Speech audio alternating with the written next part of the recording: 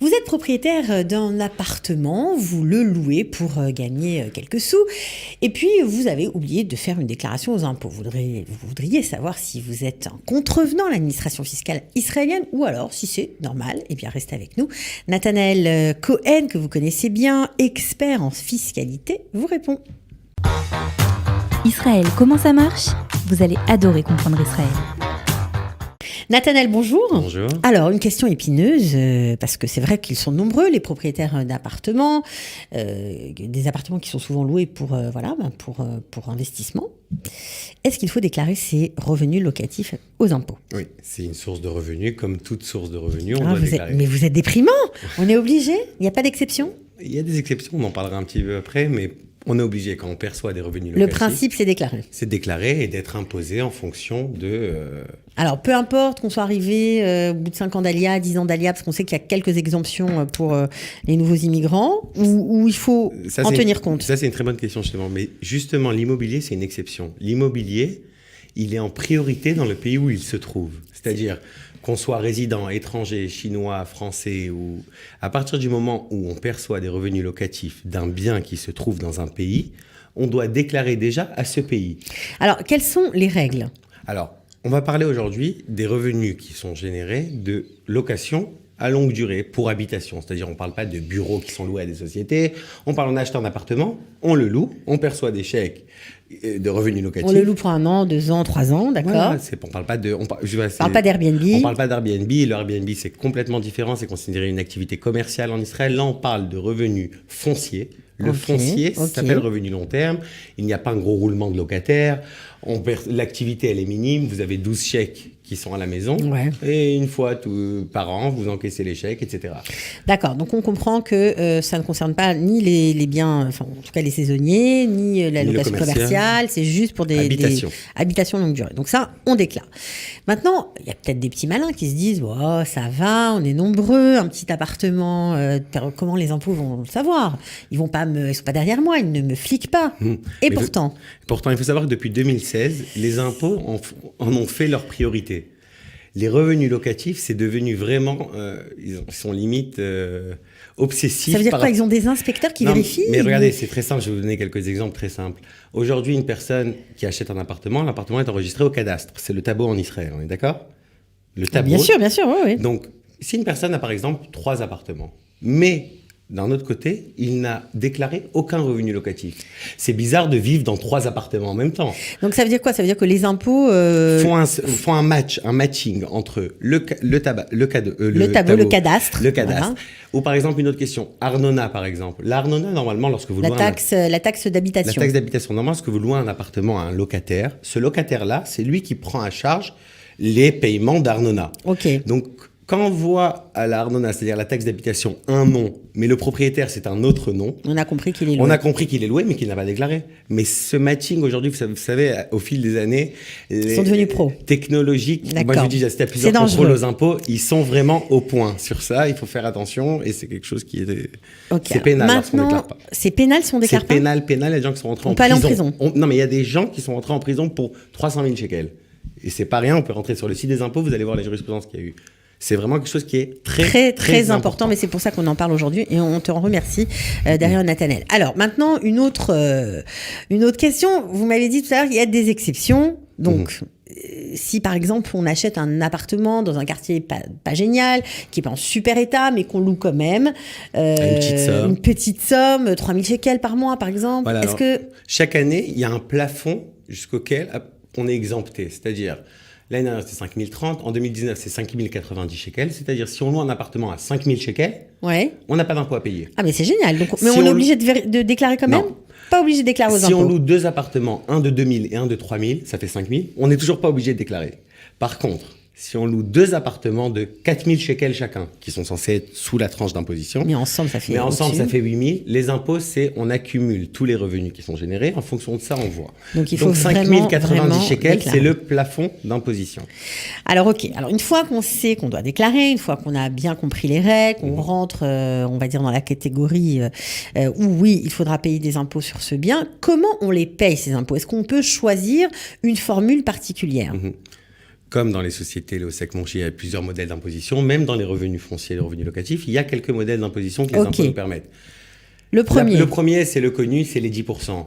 On a gagné 10 000 shekels par mois, ça nous fait 120 000 par an. Oui. 10% de 120 000, c'est 12 000 shekels. On paye 12 000. On paye 12 000 aux impôts et c'est fini. Et voilà. D'accord. Ça, mais par contre, on doit les payer. Ça, c'est le classique. C'est le classique. Il faut les payer entre le 1er et le 31 janvier de l'année qui suit. C'est-à-dire, on a loué en 2019, on se trouve aujourd'hui en 2020.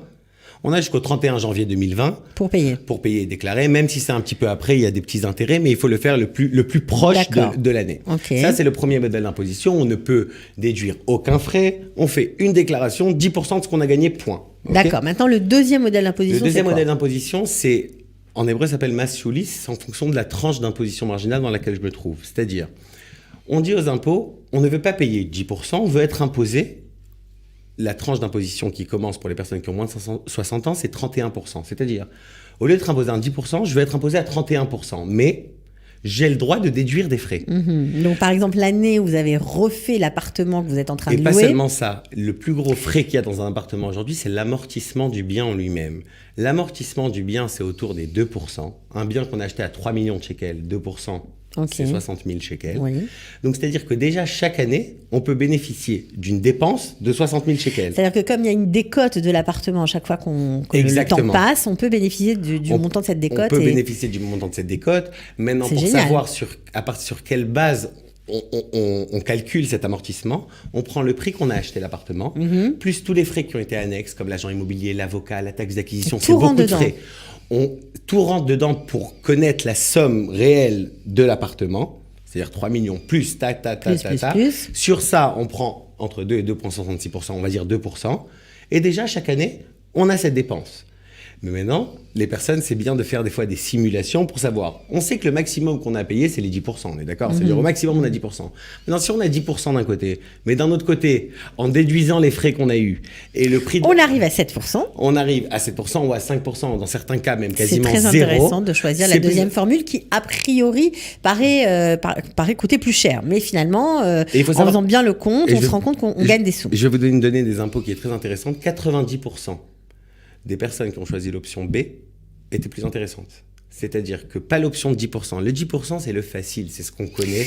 Bah oui, c'est pour ceux qui font pas tellement leur compte. Mais il faut savoir, ça nous incombe juste à déclarer, à émettre un bilan une fois par an aux impôts pour expliquer les frais et les dépenses qui ont été émis. Mais si d'un autre côté, ce bilan nous permet de gagner quelques milliers de shekels et des fois dizaines de millions de shekels, ça vaut le coup. Bon, évidemment, on peut aller voir Nathanaël Cohen. Je lui fais un petit peu de pub, boulevard Rothschild, voilà, 31, fiscaliste. Et c'est vrai que vous pouvez aider beaucoup de gens. Vous le faites d'ailleurs dans plein de domaines, notamment dans celui-ci.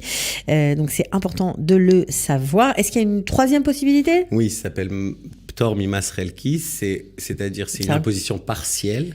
C'est-à-dire, mais elle est compliquée. Ça concerne que les revenus qui sont entre 5 090 et 10 800, mais c'est un calcul que vraiment, si je vais rentrer dedans là, ça vaut pas le coup de l'expliquer. Des fois, alors c'est pas la peine. Bon, sachez que cette option existe. En principe, c'est la A ou la B, c'est celles qui sont connues, c'est celles que...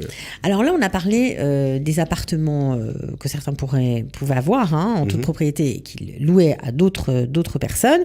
Est-ce que ça marche si on a, par exemple, 3, 4, 5, 6 appartements Alors, déjà, il faut savoir que le fait que les impôts nous permettent d'être imposés, par exemple, seulement à 10% une fois par an, la raison pour laquelle on a cette souplesse d'imposition, c'est parce que c'est considéré des revenus passifs. C'est-à-dire, c'est pas une activité, je travaille pas trop pour ça. C'est pour ça qu'on range dans la tranche passif. Mais à partir du moment où les impôts vont considérer ou vont vous soupçonner d'en faire votre business... Une activité commerciale. Alors, on peut être requalifié en commercial. Alors justement, à ce sujet-là, il y a eu une jurisprudence l'année dernière. Un avocat qui avait plus de 20 appartements. 20 appartements. 20 appartements. Cette personne a été considérée comme revenu, c'est-à-dire ses revenus ont été considérés comme revenus commerciaux et donc imposés vraiment à une tranche qui est beaucoup plus élevée que ces 10%-là. Et suite à ça, les impôts nous ont donné des chiffres pour savoir où on se trouve. Jusqu'à 5 appartements, c'est passif. OK ? Jusqu'à 5 appartements, c'est pas notre business. Okay. Entre 5 et 9 appartements, il faut prouver qu'on n'en fait pas notre business, qu'on ne maîtrise pas. Il y a quelques critères aux impôts pour vérifier est-ce que vraiment c'est mon activité ou non. Mais plus de 10 appartements, c'est sûr que c'est commercial. Ils en ont fait. Ça paraît un petit peu logique, Nathaniel, oui, en même temps. Ça paraît logique. C'est comme l'Airbnb. La raison pour laquelle on a imposé l'Airbnb, c'est parce qu'on en fait notre business. Bien sûr. Tout. Alors, on va quand même poser la question. On imagine qu'il n'y a pas de TVA, il n'y a pas de victoire Lumi, c'est simplement des impôts. Tant que c'est revenu passif, il n'y a pas de TVA. À partir du moment où c'est commercial, le TVA victoire Lumi, il tombe dessus aussi. Bon, à la seconde. On se souvient de la loi Carlon, on en avait parlé, qui n'est pas passée encore.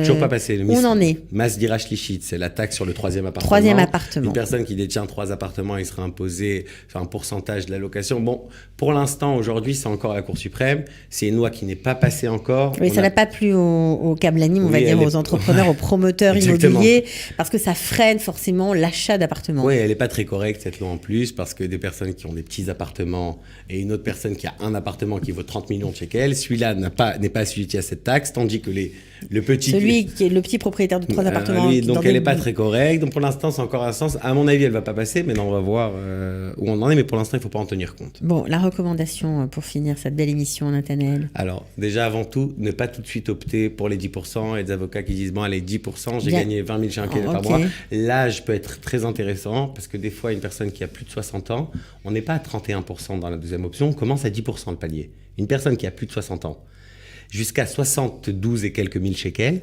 il est dans la tranche de 10%. Et il peut déduire les frais aussi. Donc ça veut dire c'est vraiment bête qu'une personne loue à 6 000 shekels par mois va payer 10% alors qu'il aurait pu déduire ses frais en faisant l'option bête. Ça se trouve ne rien payer. Mais 100 fois, on a vu des cas où les personnes ne payent rien. Donc, et une dernière recommandation aussi, c'est d'essayer de le faire vite. Parce que là, on a dit on a entre le 1er et le 31 janvier, février aussi, mais après il y a les ribit et les hatzmada, c'est les intérêts et l'inflation qui vont s'ajouter à ça. Donc autant régler ce problème tout de suite. Et surtout quand des fois ça peut rien nous coûter. Donc voilà. Bon, si vous voulez plus d'infos, voilà, je vous donne son téléphone. Je sais pas, je suis de bonne humeur aujourd'hui. 03 944 66 35. Nathaniel, merci beaucoup de vos conseils avisés et toujours précis. À très bientôt. Merci beaucoup. Israël, comment ça marche ? Vous allez adorer comprendre Israël.